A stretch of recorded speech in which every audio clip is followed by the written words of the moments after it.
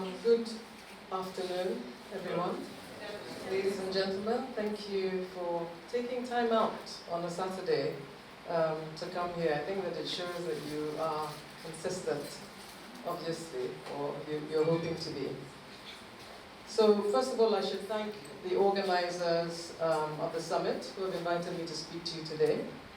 And today I'm really going to be talking about the significance of consistency in our personal lives, as well as in the realm of business.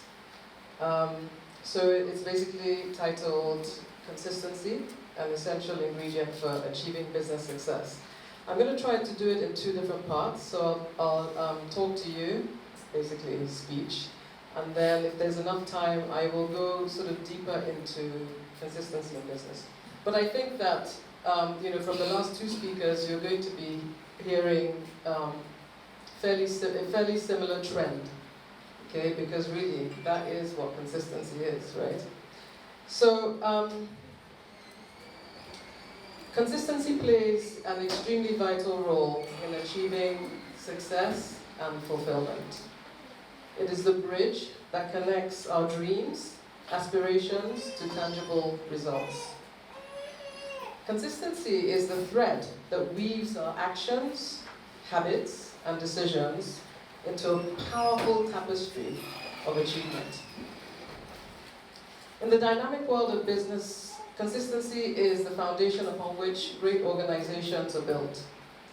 It is the relentless pursuit of excellence, day in, day out, that enables companies to stay relevant and to thrive amidst fierce competition. Consistency in business means delivering exceptional products and exceptional services all the time.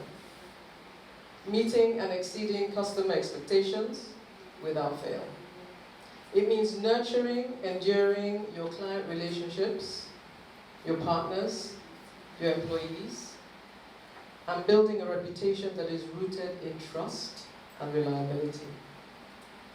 So there are a few definitions about what consistency means. One of which is the quality of always behaving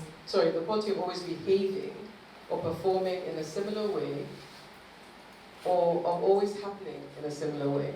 It's also dedicating yourself to your goals and staying to achieve your goals.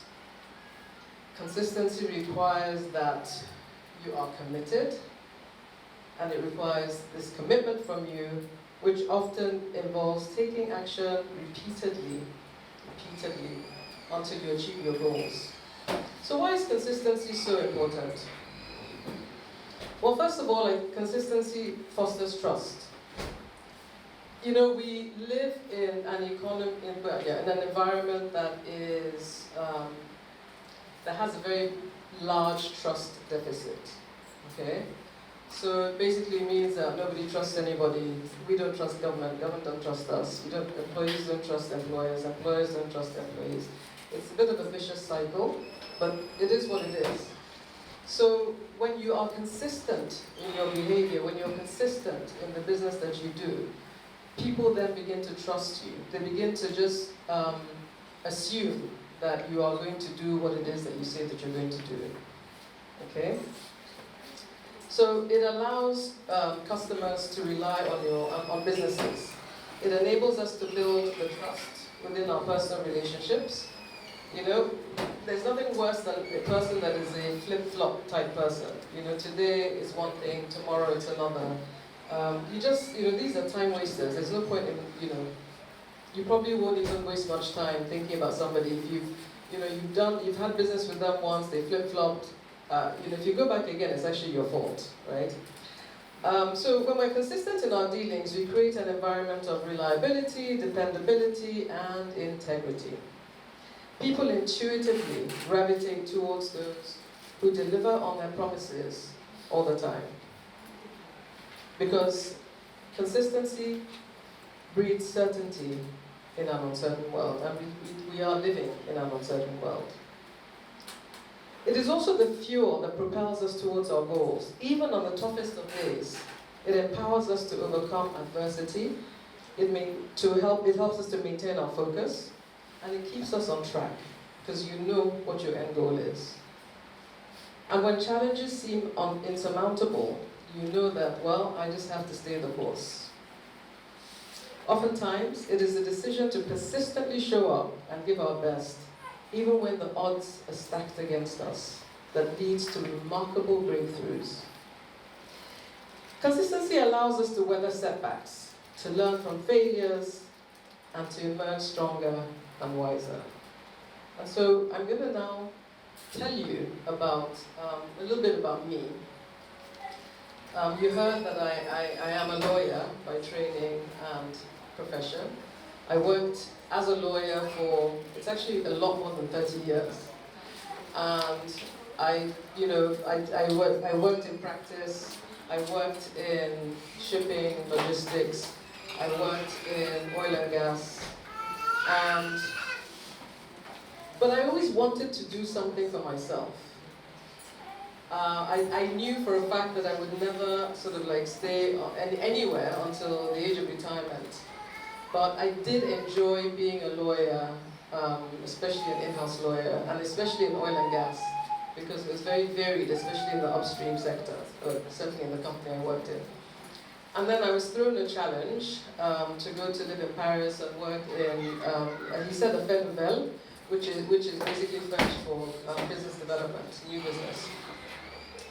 And it was challenging as hell, because I'm a lawyer, and I then had to go and do business. I had to learn about economics, I had to learn about decision trees. Anyone who's a finance person probably knows, decision trees. I had to learn all the lingo, the IRRs, the MPVs, the this, the that. And it was basically buying and selling oil blocks. That's basically what that was. But it was interesting. And then I came back and went back to doing law and all the things that you heard I was doing. And I then decided at some point that I wanted to run something myself. So when I left at the end of 2016. So basically effective 1st of January 2017. And I always wanted to do something in the hospitality space, in service, because I'm, the first person to complain about service and how crap it is. And so I decided that I wanted to found a members-only club with a clubhouse. And the vision for this clubhouse, the vision for this club was basically to be able to bring decision makers together, women, because it's very often a demographic that is ignored, because people just figure that, well, you're there, so what else do you need, But you actually need a lot of support, because you're usually working in a male-dominated field, because men are in the majority in most industries. So I wanted to start this thing, and the idea was always to have a clubhouse, and I didn't want to dream small, so I didn't want to just do something that was, in some shack somewhere. I really wanted to make it very similar to the type of clubs that you find, the type of city clubs that you find in London, right? And so what I envisioned was a very large space. And obviously, you cannot just wake up and decide that you're going to do something. First of all, it requires a lot of money. And you have to raise money, generally. And so I thought it was better if I started little by little. So I started with what we call the business dining clubs, which was basically women getting together every month, sitting around the table, eating, drinking, and talking about business. So it was not, we're not interested in, whether you're married or not married, children or no children. No, this was very much a business-to-business discussion. And so, this happened every month for about a year. So basically women would come, they would pay for their dinner, we would have these conversations. Sometimes generally there was a guest speaker. And the guest speaker was always somebody who had done something quite, interesting, significant. And And because the idea was for her to then inspire, encourage, challenge the women who were around the table. So if I remember correctly, our first speaker was actually Mo Abudu. And at that time, she hadn't even built Ebony Lighthouse. She was just basically doing all the stuff that she was doing. And so we continued that way. And then it was important to then understand whether people would actually pay for this, right? Because right now, they just come, they pay for their dinner, they go. That's not a business. So I closed it up to what we called a network membership and required women to pay a certain amount of money. Of course, the numbers began to shrink, okay? Because people were just like, if I have to pay, no worries.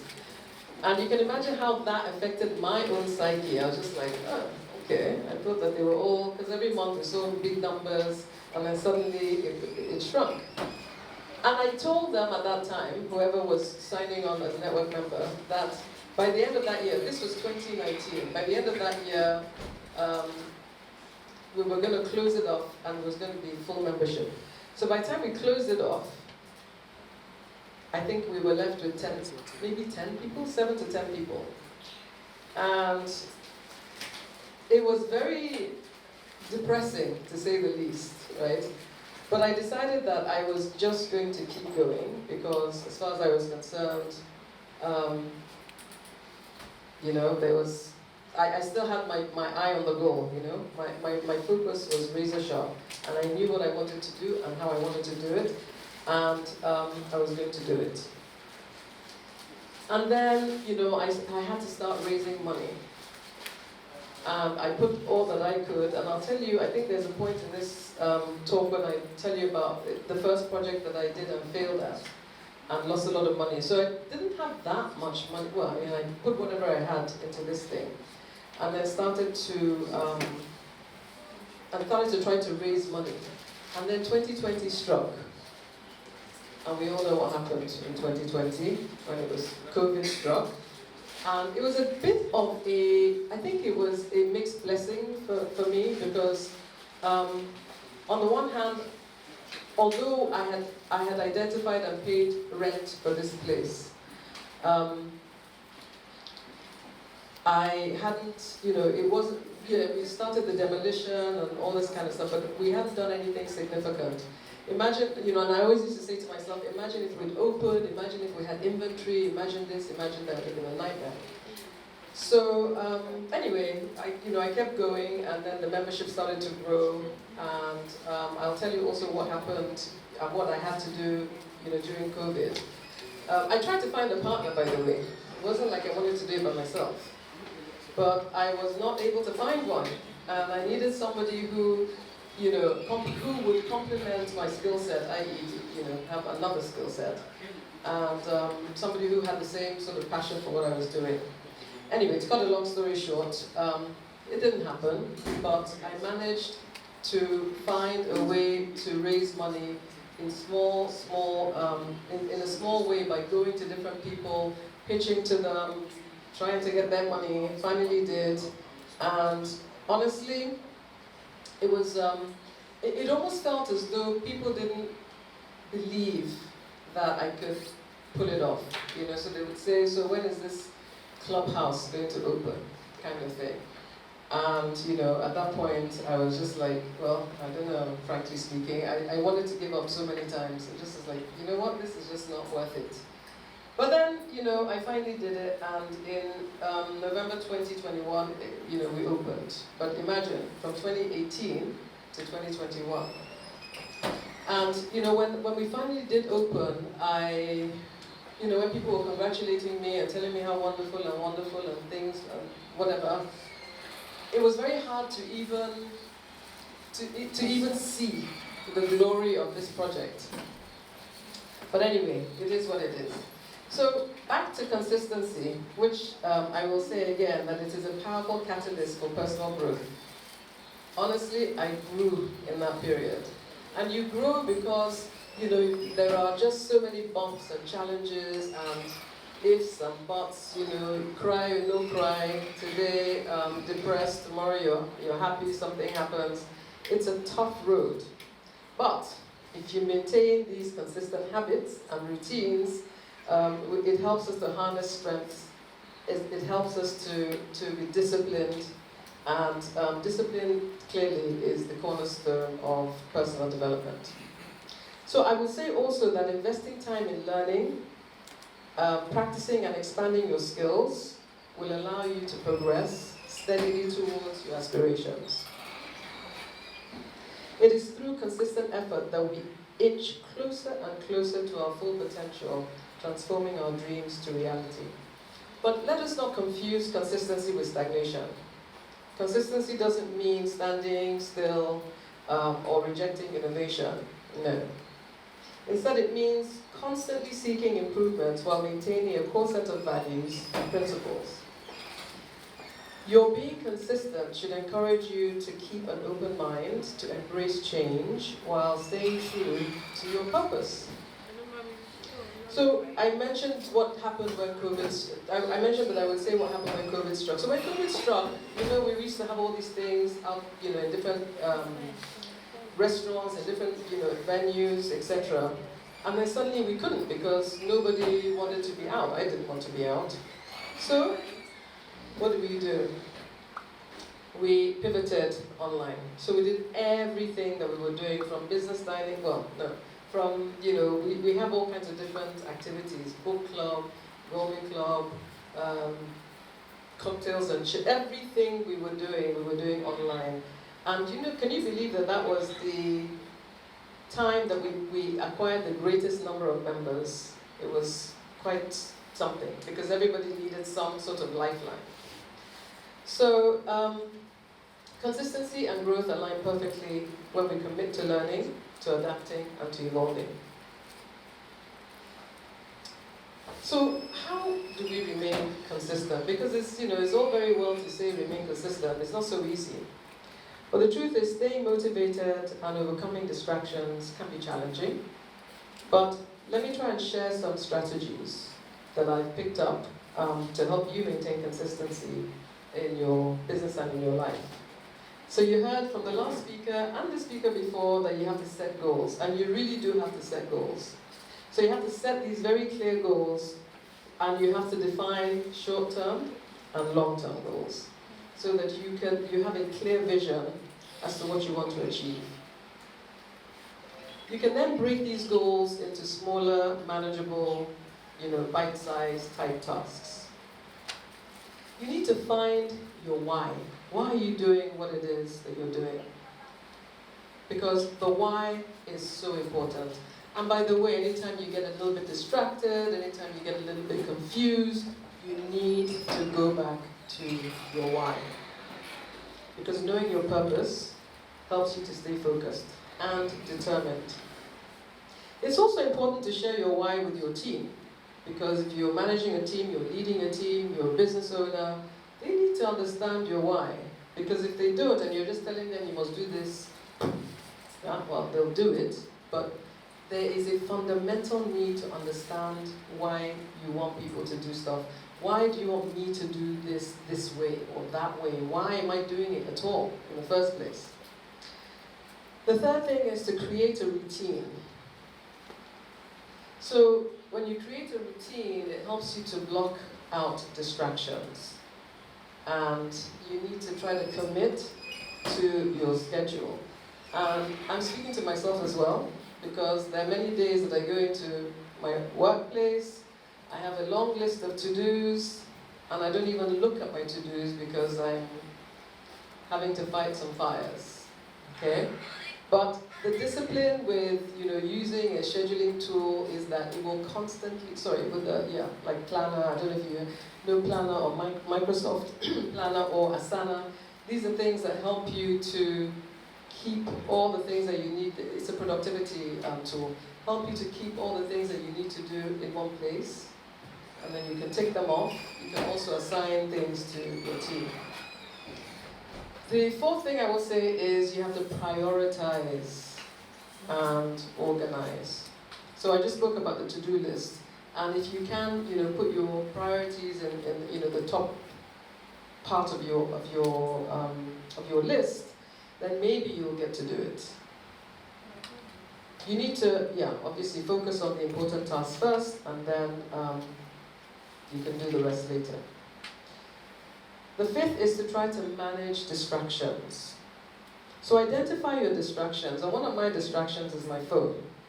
I do a lot of stuff on my phone. I edit documents, I send emails, I send messages, and the truth is that when I see that thing light up, I immediately look at it.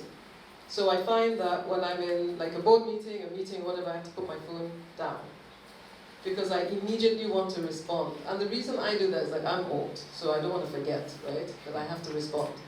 So if you know what your distractions are, then you need to try and find a way to make sure that that you manage them. The sixth thing is to build a support system. You need to surround yourself with individuals or a support group that share similar goals and aspirations. Engaging with people who have similar ambitions will motivate you and will probably keep you accountable. And if possible, you can get yourself an accountability partner, somebody who's serious and somebody who's gonna say, dude, you did not do this thing and you're supposed to do it.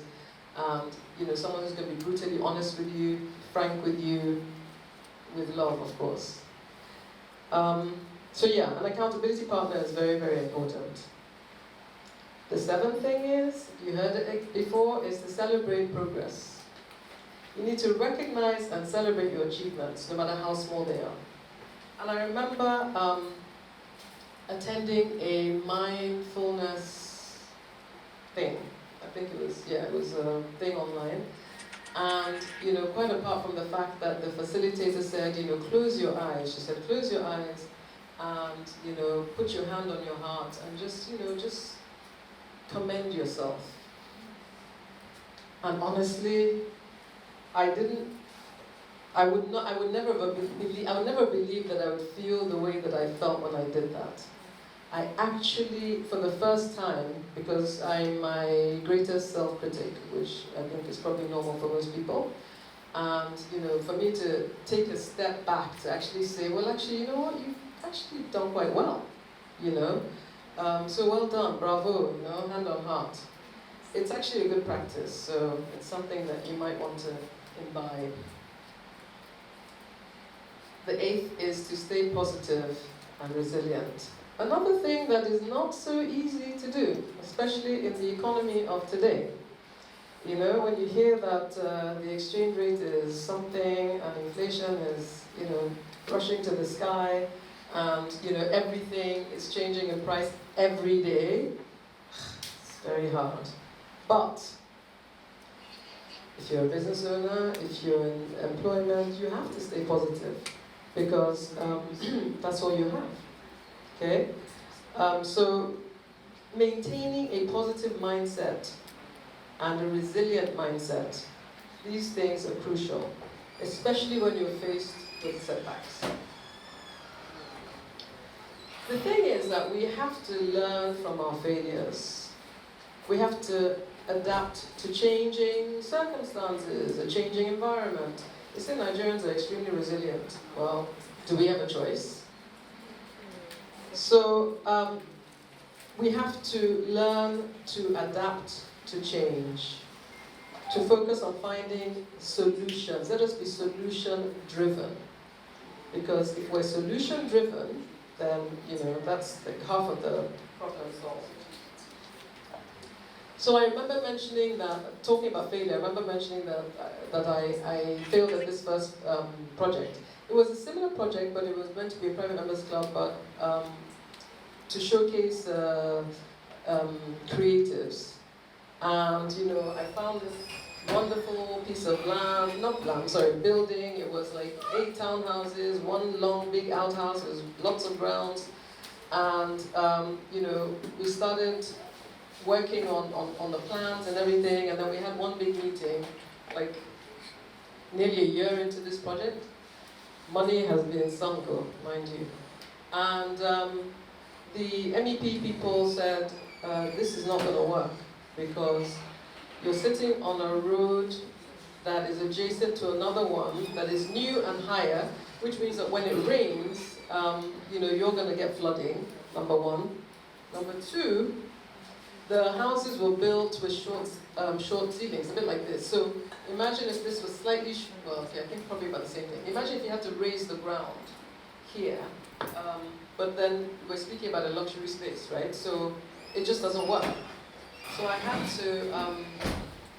to cut my losses and just move on. And I didn't want to cut my losses and sit down in one place and start crying. So I decided literally within the space of a week to stop that contract. That project. I knew there was no project because the budget went from like some hundreds of millions of whatever to billions, and I just said this is just a non-starter, forget it.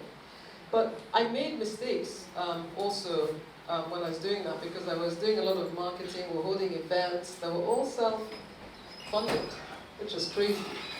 But I learned from that for the next project, and I didn't do any of that rubbish. So learning from your mistakes learning from failures, learning from mistakes is a big lesson. Now, if you don't learn from them, that's when you're going to have problems. The ninth is take care of yourself. You have to have adequate rest. You have to eat properly. Self-care is critical. And I remember the first speaker that when I walked in was talking about talking in his sleep, right? Because as an entrepreneur, your work is 24/7. And it goes into your sleep. So it disturbs your sleep. I don't think that I have slept that well since I started business. It's just very tough, because even when you sleep, you're dreaming about the stuff, right? When you wake up, it's there. When you're trying to sleep, it's in your face, So you have to find ways and means to relax. You have to find. My biggest thing is, so I'm an introvert, and when I say that, people don't believe me, but it's actually really true. And it just means that when I have to do things that when I have to go before an audience, when I have to speak to people that I'm not familiar with, all these things, I need time to shut down. I need time to come back to myself. So my biggest thing is I love to watch things, because if I'm watching something, if it's a movie or it's a series, my mind, it will take my mind off things, because I'm like trying to focus on it. And so if it's not exciting, obviously then it's a waste of time. But if it's exciting and it's going to keep me engaged, then that's good. I also like to, my own time as well, just to not do anything. Yes. Then the other thing is one of my favorite things, which is to continuously learn and improve. To read, and to read widely. So it's not just you reading about the things that your business or whatever, but it's to read around various subjects, because that is how we grow. And because we're learning different things, it's an exciting thing. I mean, I stopped reading books, but I listen to my books, because I can't sit in one place and say I'm reading a book. I just don't have the time. But I can listen to books, and because I can listen to books, I can actually really listen to like 3 different books at the same time. And so right now I'm reading a book called The Tipping Point. It's by Malcolm Gladwell. And he's such a prolific writer, and a really exciting one as well, because the first book I read from him is called Talking to Strangers. Sorry, I didn't read it, I listened to it. And when you listen to that book, it's like you're watching a movie, because there's music, he's playing tapes from, police tapes, he's doing this, it's very exciting. But anyway, The Tipping Point is about how little things can make a difference in your life, in your business. He calls it the magic moment when an idea, a trend, or social behavior crosses a threshold and just tips the scale and then spreads like wildfire. So you can imagine, for example, say you have a restaurant, right, and you haven't seen any footfall, and then suddenly somebody comes into your restaurant that's very well known, say Michelle Obama comes into your restaurant, right, and then she posts about it or she does some sort of video. What do you think is going to happen? That is the tipping point. So seek opportunities to learn and develop new skills in your field of interest, obviously, reskill and upskill. Because the world is changing so rapidly. I mean, if you have a business that's not digitized, well, okay, there's just no way that you can have a business today that is not digitized. So you have to look at that. You have to look at all the different things that are changing. I went back to school when I was 51 or something to do this EMBA with Triumph. So the Triumph EMBA is actually LSE, London School of Economics, NYU Stern, and HSE in Paris. And it was an extreme, so I did this while I was still working, which was a nightmare. I don't know who begged me. That's what I kept saying, who begged you? But it was such an eye-opener for me. And the fact that I went back because I knew that I wanted to run something. And I wanted to run it properly. I didn't want to just open a thing and then, yeah. So I wanted to do it properly. So I wanted to learn the finance aspects, the strategy, the marketing, the branding. They had a very big element about, what they call it? About sort of what's happening in the world, globalization, development, all these things that LSE is known for. So that was a really interesting thing because for me, that's when I first learned about, the European Central Bank and, development and aid and all these things. What's that got to do with what I'm doing today? Nothing, but I have that knowledge and I can apply that knowledge into anything that I want. So, basically I was saying that I went back because, being a lawyer, having no business development, is not enough, okay? I'm grateful for, the learning that I had when I was working because obviously with doing business development, I obviously had to work in finance and understand how to make decisions, financial decisions, etc. So, learning will help you stay engaged and it will help you stay motivated and it will help you grow as a person. Maintaining consistency is a process. It's what they call it, it's not a race, it's a marathon. And it is natural to face challenges and distractions along the way. So let's talk about mindset and how you kind of keep focused. Mindset plays a crucial role in maintaining consistency and in overcoming your obstacles. A resilient and determined mindset will enable you to persevere in the face of challenges and help you to bounce back from failures and stay committed to your goals and your values. Honestly, I will say to you that you must have a focused mindset. You have to be razor focused about everything that you're doing. That doesn't mean that you miss the signs that, okay, no, it's time to, go left or it's time to go right. But you have to understand what your focus is, what your goal is, so that you know that you're walking towards it, even if you have to go through some bends and do some weaving and bobbing, as they say. So, the first thing I would say is you need to embrace a growth mindset.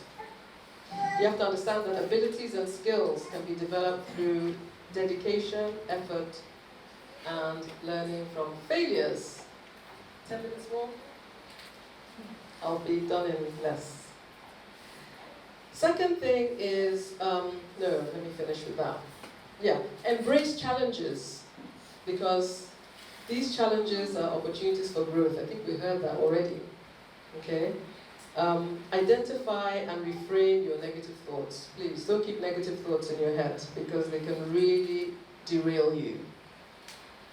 Challenge those negative thoughts. Reframe them into more positive and realistic perspectives. Focus on possibilities, focus on solutions, and the lessons that you learn from any setback that you have. We've set clear goals, so I won't go back into that. But it is very, very important to set SMART goals. Okay? Your SMART goals have to be specific. They have to be measurable. They have to be, what's the A? Thank you, you're listening. Okay, so what's the R, since you all know? And what's the T? Exactly, so you all know. So no need to dwell on that. Seek support from others. I can't even begin to tell you how important it is to have a network. And how important it is to have a group that really support you and that believe in what you're doing and that will push you. You know, you have to find mentors. Look to role models. Look to your peers, because all these people will generally motivate you. Learn from their experiences. Peer-to-peer mentoring is so undervalued. It is so important. Seek guidance when needed, but when you say are in a mentoring relationship or whatever, or that somebody's in your network, just remember that for every relationship you have to nurture that relationship. What does that mean? It just means that you have to, it's not that you phone the person today and then in 5 years you phone them again and say, oh, I need help with X. It doesn't work that way. First of all, the person might think, who? So you have to be consistent with your relationships and you have to nurture those relationships. You know, if it's somebody who you look up to, ask them if there's anything that you can do for them. They won't forget that, okay? I want to also say that one thing that I have found that is interesting is serendipity. Serendipity is when you meet somebody, for example, that you weren't expecting to meet, and then something clicks. You figure that there's something that could. Okay, so I just want to throw that in. We've said be resilient, and the one thing I want to say is you need to visualize what success looks to you, okay? So I, for one, used to spend in my head walking through this clubhouse that I was trying to, not build, but remodel. So I would walk through the rooms in my head, and again in my sleep, of course. I knew I could see it, well, obviously from the drawings and everything, but I could literally see it up and running. And that's really important. So, I think, before I conclude, I'd like you all to stand up and take a pledge to be consistent. And I'm going to walk you through the pledge. So everybody, to say, I pledge to stay consistent in everything I do. I pledge to stay consistent in everything I do. Whether it's my business, job, or personal goals. Whether it's my business, job, or personal goals. I will work hard and stick to them. I will work hard and stick to them. I will be consistent in my actions. I will be consistent in my actions. Thoughts and behavior. Thoughts and behaviors. Because these are the key to achieving long-term success. Because these are the keys to achieving long-term success. I will keep showing up and taking small steps forward. I will keep showing up and taking small steps forward. I will be accountable to myself. I will be accountable to myself and to others. and to others. I will make sure that my actions match my words. I will make sure that my actions match my words. Above all, Above all, I will build trust, I will build trust, reliability, reliability, and growth and growth in all areas of my in life. all areas of my life. Thank you very much. Thank you. So I think what is important is a constant learning, okay? And I think what I would say is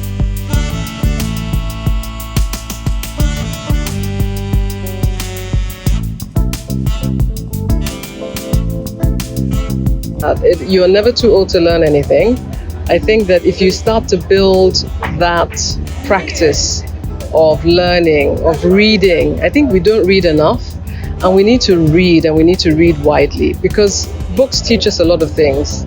And I can tell you that even when you're reading a fiction book, you will learn stuff, but in particular the non-fiction books and the books that, are, that will motivate you. And I'm not talking necessarily about motivational books. I'm just talking about books that are on different subject matters, And I'm very interested in what motivates people and what, makes them do the things that they do. And so I read a lot of books like that. But then, as I mentioned earlier, I'm reading a book by Malcolm Gladwell at the moment called The Tipping Point, because it's a very interesting concept that, you can be going along like this and then suddenly something happens and you just, and your business just like goes to the 10th degree. So I think, reading widely is important. I think, relearning is important. I think upskilling is important. I think reskilling is important. And I think that, these things are things that you can do as you, every day. I love to watch documentaries because, again, it's a teaching about different things. So, but then I also like to relax. So the Future Summit, I think, very well done. First of all, let me say something to the people who have come here on a Saturday, because Saturdays are usually very busy, so you can see that people are hungry for knowledge. And so I commend all the people who have come out here today, and I in particular commend the organizers of the Future Summit for thinking through this thing. And I know that they started to think about it many months before now, and so well done to them. Keep it up, keep going, keep pushing, and